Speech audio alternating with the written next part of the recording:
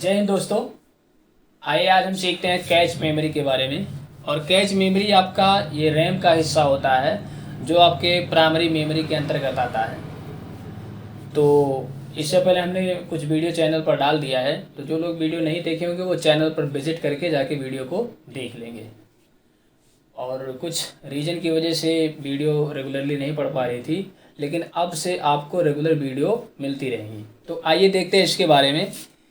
Cache memory आपका RAM जो होता है, पिछली वीडियो में हमने रैम के बारे में एक्सप्लेन ही कर दिया था, मेमोरी के बारे में एक्सप्लेन कर दिया था। तो जो आपका रैम होता है, रैम में आपका दो पार्ट होता है, जिसमें से आपका एक होता है यस रैम और दूसरा आपका होता है डी रैम।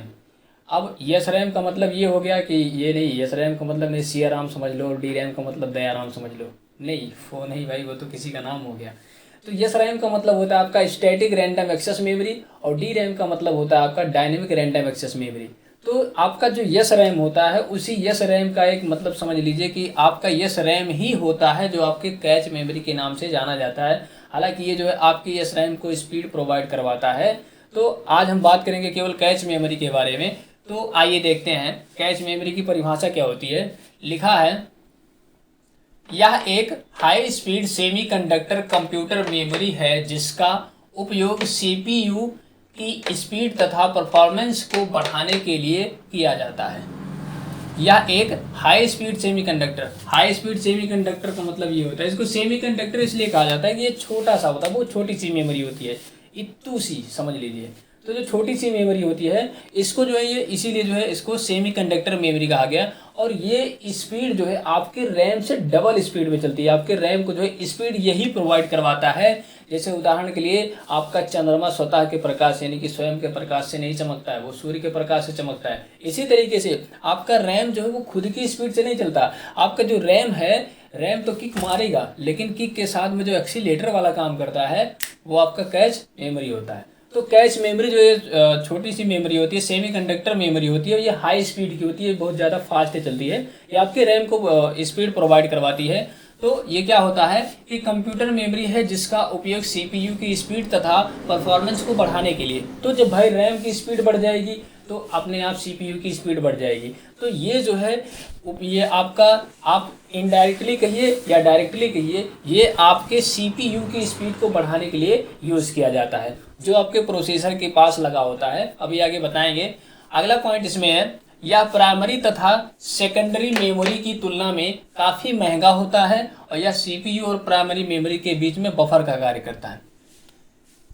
तो आपका जो प्राइमरी और सेकेंडरी मेमोरी होता है, इसका अगर कंपैरिजन करा जाए, प्राइमरी मेमोरी एक तरफ रखा जाए, दूसरी तरफ आपका जो है ये कैच मेमोरी रखा जाए, तो इन दोनों का अगर कंपैरिजन किया जाए तो प्राइमरी मेमोरी आपका महंगा होता है, क्योंकि जो दिखता है वही बिकता है। तो ये जो है आपका क्या होगा कि ये ज़्यादा स्पीड में चलता है, इसलिए ये महंगा आता है। अब आपका प्राइमरी मेमोरी स्पीड उतना स्पीड नहीं दे पाती, इसलिए सस्ता आता है। अब फिर से तुलना करते हैं सेकेंडरी मेमोरी के साथ और कैच मेमोरी को, तो दोनों को तुलना करेंगे, सेम प्रोसेस वही होता है। आपका कैच मेमोरी महंगा आता है, तो ये जो है स्पीड में ज़्यादा होता है, इसीलिए ये महंगा आता है।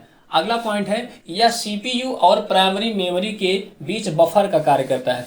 बफर, अब ये बफर से नहीं कि मतलब वो पत्तल में जो निमंत्रण में जाते हैं वो नहीं, बफर का मतलब ये होता है संदेश वाहक होता है।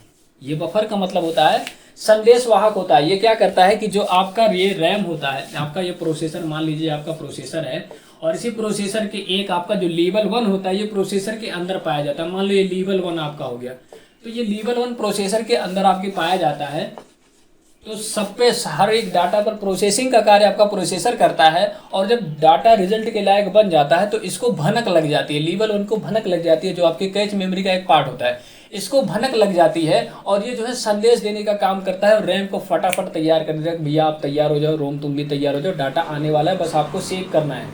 ठीक, आगे बढ़ते हैं। तो बात करते हैं, ये बफर जो होता है, बफर मतलब संदेश वाहक का कार्य करता है। तो ये प्राइमरी मेमोरी और आपके सीपीयू के बीच में जो है बफर का कार्य करता रहता है। तो कैच मेमोरी के पार्ट के बारे में जान लेते हैं। तो कैच मेमोरी जो है 3 पार्ट में होता है। आपका लेवल 1 होता है, लेवल 2 होता है और लेवल 3 होता है। तो बात करते हैं हम लेवल 1 के बारे में, क्योंकि ये जो एक सीढ़ी स्तर बाय स्तर होता है, स्टेप बाय स्टेप होता है, इसलिए जो इसको लेवल 1, लेवल 2, लेवल 3 करके रखा गया है।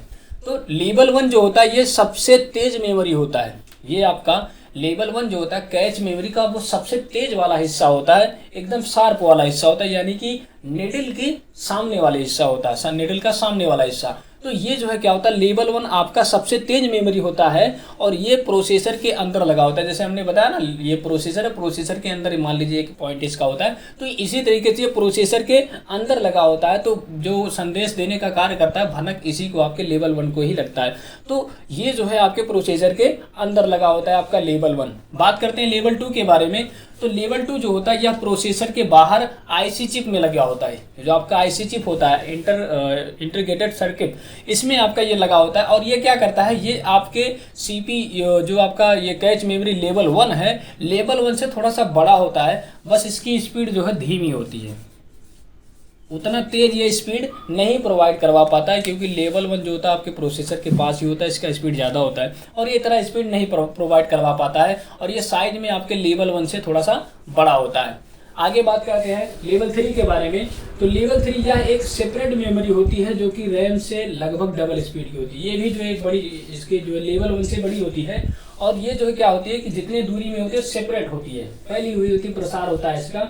और ये क्या करता है कि आपके रैम, जो आपका रैंडम एक्सेस मेमोरी होता है, रैंडम एक्सेस मेमोरी का डबल स्पीड देता है। यानी कि अगर आपका रैम जो है 1 मिनट में 1 कदम की डिस्टेंस तय करेगा या 1 मिनट में 1 MB के डाटा को ट्रांसफर करवाएगा, स्पीड प्रोवाइड करवाएगा, तो आपका लेवल 3 जो होता है कैच मेमोरी का लेवल 3 तीसरा पार्ट जो होता है वो आपका डबल MB, यानी कि 10 MB अगर है ये तो 20 MB ये देगा। अगर ये 20 MB चलता है तो ये 40 MB का स्पीड देता है, क्योंकि ये आपके रैम से डबल स्पीड में चलता है। यानी कि अगर कंपैरिजन करें तो रैम की जो स्पीड होती है ये स्लो होती है आपका कैच मेमोरी के लेवल 3 से।